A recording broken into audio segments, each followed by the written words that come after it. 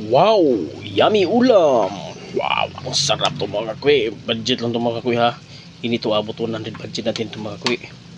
1/4 na baboy lang yan. At saka yung beans 20 lang. Oh.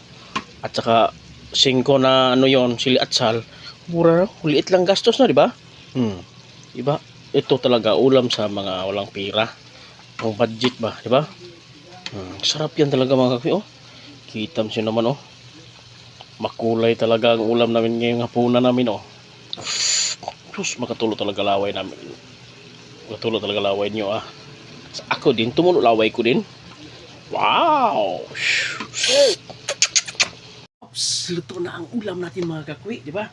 Oh. Hindi na wala na makapigil sa aming ulam namin, oh.